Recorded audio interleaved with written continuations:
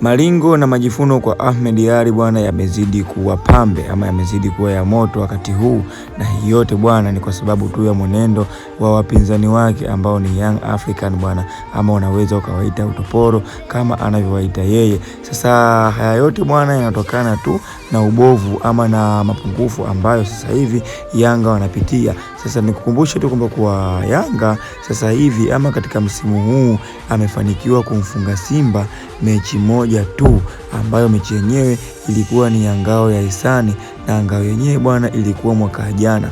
Yani tunaweza tukasema Yanga mara mwisho kumfunga Simba ni mwaka jana katika mchezo wa ngao ya hisani ama mchezo wa ufunguzi wa ligi kuu 2025-2026.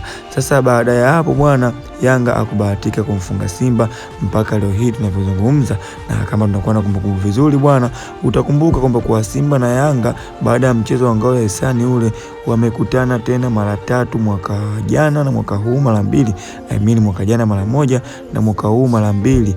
Yani mwaka jana kwenye ligi kuu na walitoka bila huko Zanzibar, lakini vile vile mwaka huu wamekutana mara mbili. Mechi ambayo ya kwanza ilikuwa ni finali ya Muungano iliyochezwa huko Zanzibar na Simba kuibuka mshindi wa goli 1-0 na kufanya ama na kuwafanya matokeo hayo kuchukua kombe la Muungano kwa mwaka huu 2026. Sasa vile vile pia tukumbuke Yanga na Simba wamekutana tena katika mchezo wa ligi kuu, mchezo ambao ulichezwa hapo Meja Jenerali Isamuhyo, uwanja wa nyumbani kwa upande wa Simba, na mchezo huo bwana kuisha ama kutamatika kwa goli 2-2, yani sare ya kufungana magoli 2-2. Sasa mbwembwe zote zinatokana na nini kwa Ahmed Ally? Ukizingatia bwana michezo yote ya ligi kuu ambayo ni miwili, timu hizi mbili zimetoshana nguvu kwa kutoa sare, ya kwanza bila na ya pili 2-2.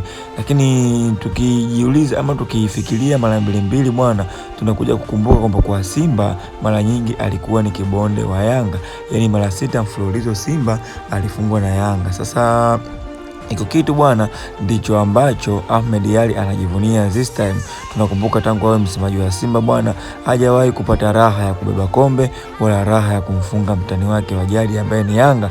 Yani mara zote Ahmed Ally Simba ikikutana na Yanga basi alikuwa ni mtu wa kulia na kunungunika.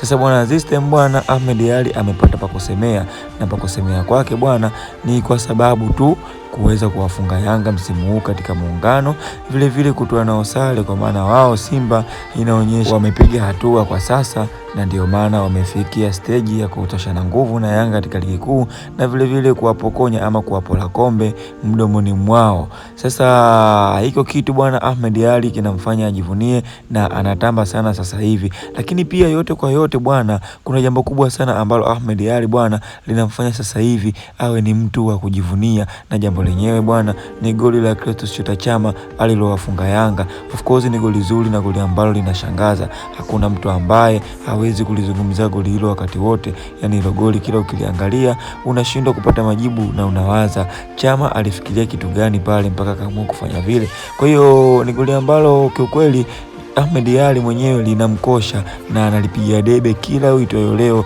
ama kila kukicha. Goli lile goli bora la dunia, yani FIFA walitia lile goli katika kinyang'anyiro cha kugombania goli bora la dunia, huko ambapo wanasema kwa jina la kitaalamu wenyewe wanaita Puskas. Sasa Ahmed bwana anawaambia Yanga kwamba kwa this time ni wakati wao wa kulia, yani hakuna chochote ambacho watakachokifanya Yanga watapatia. Na kibaya zaidi bwana wanacholalamika Ahmed Ally ni Yanga kumfukuza kocha wao. Inawezekanaje ama imekuwaje mpaka wamemfukuza kocha? Kwa sababu kocha hakuna makosa yoyote ambayo ameyafanya.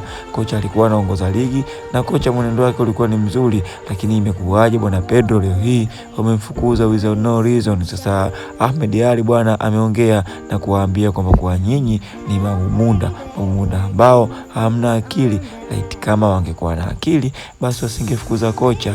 Ina maana wamefukuza kocha ambaye alikuwa ameweka juu, kwa maana yake hawamwamini tena, na yote hayo ni kwa sababu tu Chama kuwafunga lile goli, na ndio maana amemfukuza. Kocha hajafukuzwa kwa sababu ni mbaya, no, bali kocha amefukuzwa kwa sababu amekosa kuchukua kombe, na vile vile amefungwa goli na Chama, goli ambalo kila wakiliangalia linawauma.